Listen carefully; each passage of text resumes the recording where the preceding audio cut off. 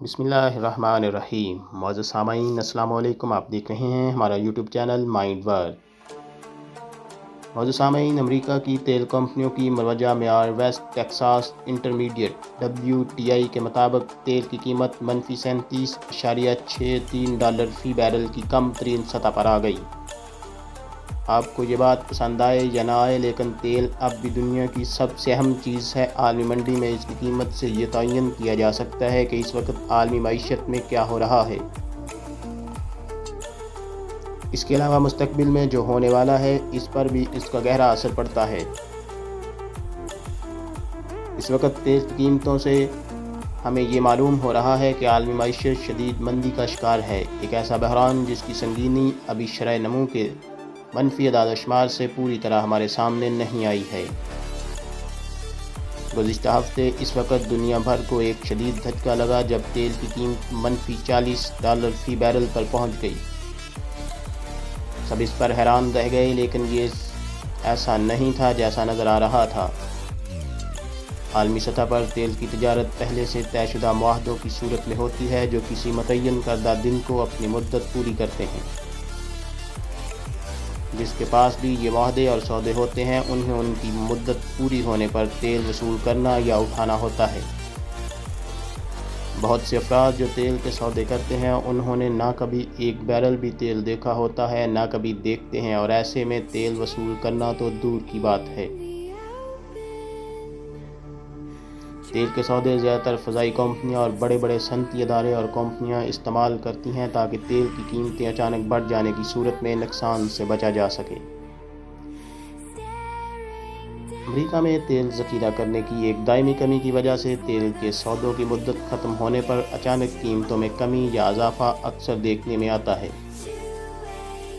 کیونکہ تیل کے بیپاری نہیں چاہتے کہ ان کے پاس ایک بھی گیلن تیل بچ جائے۔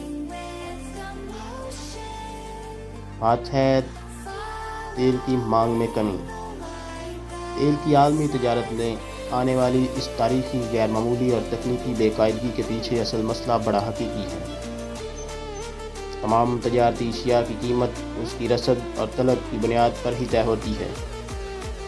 تیل کی طلب عالمی معاشی سرگرمی کا ایک اہم حصہ ہے، اور اس وقت سب یہ بات کر رہے ہیں کہ کرونا وائرس کی وبا کی وجہ سے دنیا بھر میں جاری لاک ڈاؤن کے باعث طلب بالکل تباہ ہو گئی ہے۔ جہاز کھڑے ہو گئے ہیں، شہروں میں سڑکیں گاڑیوں سے خالی ہیں اور فیکٹریاں بند پڑی ہیں۔ اس صورتحال میں جب دنیا میں کرونا وائرس کی وبا پھیل رہی تھی، سعودی عرب اور روس میں تیل کی قیمتوں پر جاری تجارتی جنگ بھی شروع ہو چکی تھی۔ تیل پیدا کرنے والے بڑے ملکوں کی طرف سے تیل کی پیداوار میں کمی کا اعلان بھی کیا گیا، لیکن طلب میں کمی اس قدر شدید تھی کہ وہ اپنی پیداوار میں اس تیزی سے کمی نہ کر سکے، اور خام تیل کی قیمتیں مسلسل گرتی رہیں، اور بدھ کی صبح یہ گزشتہ 20 برس میں اپنی کم ترین سطح $16 فی بیرل پر تھی۔ گزشتہ برس آج کے دن تیل کی قیمت $70 فی بیرل تھی۔ اب سوال پیدا ہوتا ہے، تیل کی کم قیمت کیا کوئی اچھی بات ہے؟ یہ ایک بہت سیدھا سادہ سوال ہے۔ جس طرح آسمان کو چھوٹی تیل کی قیمتوں سے معیشتیں سست روی کا شکار ہو جاتی ہیں، تو تیل کی کم قیمتوں کی وجہ سے معیشت میں بہتری آتی ہے۔